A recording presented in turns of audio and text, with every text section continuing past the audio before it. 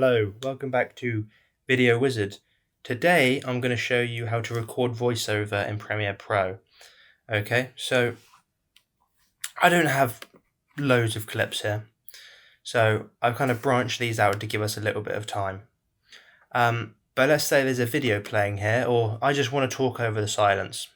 Okay, I'm going to do that by pressing over voiceover record, and then I'm just going to speak. Okay.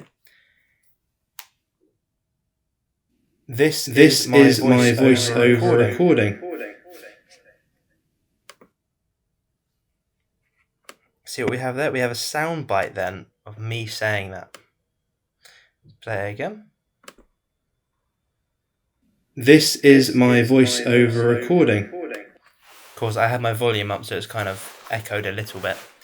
But that is literally how you do it. It's just this little mic button down here, voiceover record. Thank you very much for watching. Have a great rest of your day.